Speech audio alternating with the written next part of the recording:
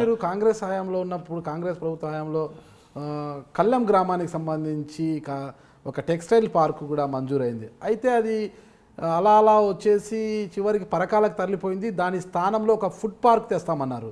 అది ఎంతవరకు వచ్చింది అసలు? అదేమన్నా ముందప్పుడు సూర్యతేజ టెక్స్టైల్కి సంబంధించిన వాళ్ళు ముందుకు రావడం, ప్రైవేట్ కంపెనీ వాళ్ళు వస్తే 169 ఎకరాల స్థలాన్ని కేటాయించడం అంతైంది. ఆ మధ్యలో ఇక తెలంగాణ ఉద్యమం రావడం అదంతా వెనుకపోయింది. సో టెక్స్టైల్ పార్క్ కూడా మా ధర్మసార మండలం రావాల్సి ఉండే. అయితే ఐఏఎస్ ఐపీఎస్ బృందం పోయి అక్కడ ఫారెస్ట్ ల్యాండ్ ఉండడం వల్ల డినోటిఫై చేస్తే ఆ భూమి చదును చేస్తానికి చాలా ఖర్చు వస్తుంది కాబట్టి వేరే దగ్గర సంఘం దగ్గర తక్కువ రేటు 10 లక్షలకి ఎకరం వస్తుందని చెప్పేసి అటు మారడం జరిగింది. అక్కడ 145 ఎకరాలు ప్రభుత్వం ఎక్వైర్ చేసిన ల్యాండ్ ఉంది. దాన్ని వేరే దానికి వాడుకుంటానికి కేసీఆర్ గారు చెప్పడం జరిగింది. తర్వాత కళ్యాణ్ దగ్గర ఫుడ్ ప్రాసెసింగ్ సెంటర్ వస్తున్నది 100% కేసీఆర్ గారు చెప్పారు. నేను కేటీఆర్ గారు కూడా చెప్పారు. ఇంకా కేసీఆర్ గారు అయితే నియోజకవర్గానికి ఒక ఫుడ్ ప్రాసెసింగ్ సెంటర్ పెట్టాల్సిందని చెప్పేసి ఆటోమేటిక్గా మా నియోజకవర్గంలో అది తప్పకుండా మేము దాన్ని వాడుకునే దానికి అవకాశం ఉంది. తర్వాత మెగా లెదర్ పార్క్ వచ్చేదానికి కూడా అవకాశం ఉంది. మెగా లెదర్ పార్క్ అది సెంట్రల్ గవర్నమెంట్ కాంట్రిబ్యూషన్తో రావాలా.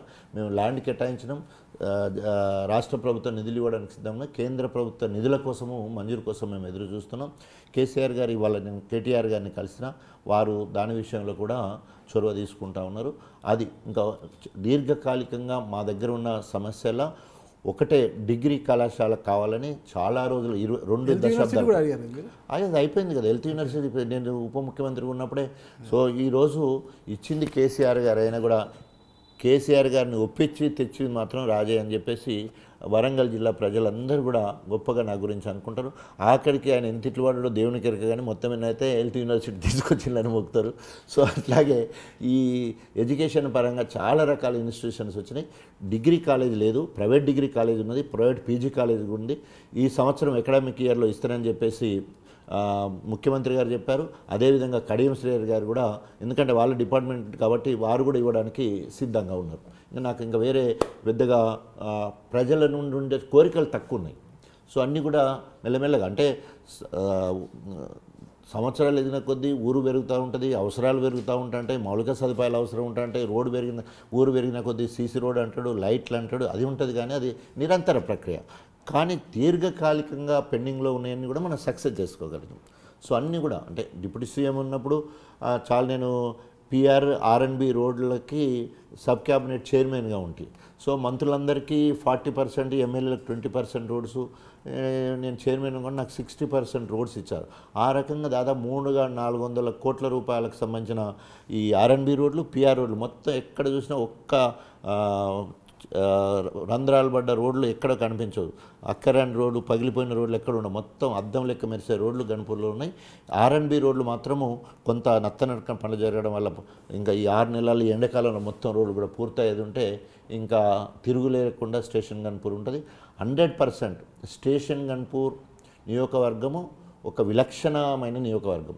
ఆనాడు తెలంగాణ ఉద్యమంలో త్యాగాలు చేయడంలో తెలంగాణ మొత్తానికి ఆదర్శంగా నిలబడ్డ నియోజకవర్గం. తర్వాత తెలంగాణ వచ్చిన తర్వాత ఆ నియోజకవర్గం నుండి నేను ఉప ముఖ్యమంత్రి, కడియం శ్రేయర్ గారు ఉప ముఖ్యమంత్రి. సరే ఏదైనప్పటికీ ఇద్దరము ఆ నియోజకవర్గం ముఖ్యమంత్రులు. తర్వాత బంగారు తెలంగాణ సాధించడంలో నెంబర్ 1 బంగారు తెలంగాణ అంటే మొత్తం ప్రజల బడుగు బలహీన వర్గాల బతుకులు బాగుపడడం, రైతు సంక్షేమంగా ఉండడం, తర్వాత సస్యశ్యామలంగా ఉండడం, మౌలిక సదుపాయాలు పెరగడం, అన్ని రకాలుగా చూస్తే ఈరోజు అభివృద్ధిలో కూడా స్టేషన్ గన్పూర్ నెంబర్ 1గా ఉంది. సో ఆ రకంగా I'm very much thankful to CM. So అనేక రకాల నిధులు ఇవ్వడం జరిగింది, అన్ని రకాల ఎంకరేజ్ చేయడం జరిగింది. అంతేకాకుండా ప్రజల నుండి ఆదరణ నా జీవితంలో మర్చిపోలేను. ప్రజల నుండి ఆదరణ, అందుకనే వారి కోసం ఎంత చేసినా తక్కువే. అనేక కష్టకాలాలలో నా ఎంబడి వండుకుంటూ ఎంకరేజ్ చేసుకుంటూ వచ్చారు. సో వారి రుణం ఏమిచ్చినా కూడా తీర్చుకోలేము. అందుకనే అంటను కంటికి రెప్పలా కాపాడుకుంటాం, లేకపోతే అవసరమైతే వారికి ఏదైనా ప్రాణం అడ్డేసి వాళ్ళ కష్టాలు సుఖాలు పాల్గొంచుకుంటామని అనేక సందర్భాలు చెప్తున్నాం. వాళ్ళందరూ కూడా నన్ను అట్లనే యాక్చువల్గా కార్యకర్తలు నన్ను కంటికి రెప్పలా చూసుకుంటాను. నేను అంటాను కానీ వాళ్ళే నన్ను అంత గొప్పగా చూసుకునే మనస్తత్వం ఉన్న, అంటే యథా రాజ తదా ప్రజ అంటారు కదా, నాయకుడు ఎట్లా ఉంటే కింద వాళ్ళందరూ కూడా అట్లనే తయారవుతారు. భూ కబ్జాలు కానీ, లేకపోతే రౌడీజం కానీ, లేకపోతే రకరకాలుగా ఉన్నవాళ్ళు ఆ రకంగా కింది నాయకత్వం డెవలప్ అవుతుంది. నేను ఓ సౌమ్యుడిని, ఓ పిల్లల డాక్టర్ని, నేను ప్రజానాయకుడిని, ప్రజాసేవ చేసుకుంటూ వచ్చిన వాడిని. సాంఘిక భావాలతో సమాజం మీద అసమానతలను దూరం వచ్చినాను కాబట్టి నా కింద ఉన్న వాళ్ళంతా కూడా అట్లాగే సౌమ్యంగా ఉండటానికి అవకాశం ఉంటుంది. అది ఎక్కడికి పోయిందంటే ఆఖరికి దాదాపు 170 మార్కెట్ యార్డ్స్ ఉంటే తెలంగాణ మొత్తంలో ఇట్స్ ఎ మిరాకిల్. మా గణపురం మార్కెట్ నెంబర్ 1 ఉత్తమ మార్కెట్గా గన్పూర్ వచ్చింది. అంటే ఇది నేను ఈవెంట్ వచ్చేది కాదు కదా. అంటే మీకు చెప్తున్నాను ఎందుకు వస్తాయి ఇవంటే నాయకుని బట్టి, పనితనాన్ని బట్టి, ప్రజల యాక్సెప్టెన్స్ బట్టి, ట్రేడర్స్ని బట్టి, అర్తిదారులను బట్టి, రైతులను బట్టి అంత గొప్ప పేరు మార్కెట్కి వచ్చింది. చిన్న మార్కెటే, జనగాం పెద్ద మార్కెట్, ఆసియాలో పెద్ద మార్కెట్, వరంగల్ ఉన్నది, గజ్వేల్లో మార్కెట్ ఉన్నది, సిద్దిపేటలో మార్కెట్ ఉన్నది, మొత్తం అంత వ్యవసాయ శాఖ మంత్రుల దగ్గర మార్కెట్. కానీ వాళ్ళు ఎవరికి నెంబర్ 1 మార్కెట్కి రాలే. గన్పూర్ నెంబర్ 1 మార్కెట్కి వచ్చింది తెలంగాణలో అంటే నా సేవకు పరాకాష్ట. ఇంకంతకంటే గుర్తింపు ఏం కావాలా? ఇంకా అంతకంటే గుర్తింపు నేను వేసుకుంటూ వచ్చేది ఆ ర్యాంకులు కాదు కదా. నేను వేసుకుంటే ర్యాంకులు రావు కదా. ఎస్సీ కార్పొరేషన్లో అన్ని మండలాలకు అన్ని నియోగాలకు వచ్చినాయి. లచ్చిరామ్ నాయక్ దగ్గరికి పోయి నాది ఎస్సీ కాన్స్టిట్యూన్స్ కావాలంటే 150 యూనిట్లు అదనంగా ఇచ్చింది ఎడిషనల్గా. అదేవిధంగా ముస్లింలకు కానీ క్రిస్టియన్స్ కానీ బట్టలు ఇచ్చే కార్యక్రమం ఉందనుకో, అన్ని నియోగవర్గం 1000 పాకెట్లు అయితే నా నియోగవర్గానికి 5000 పాకెట్లు. అంటే ఆ రకంగా నేను పోతే కేసీఆర్ గారు ఇస్తున్నా, నేను ప్రజలకు పంచిపెట్టే కార్యక్రమం చేస్తాను. దాంతో ఆటోమేటిక్గా కేసీఆర్ మాట కేసీఆర్ నిలుపుకున్నాడు. నీకు ఏదున్నా నా దగ్గరికి నేను ఇస్తున్నాడు, అక్కడ పోతే ప్రజలకు దగ్గర అవుతాను.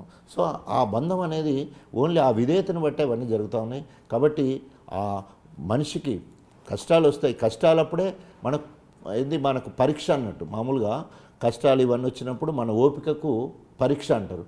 సో ఆ ఓపికతో ఉండడం వల్లే ఇవాళ నియోజకవర్గం నెంబర్ 1 నియోజకవర్గంగా తయారైంది.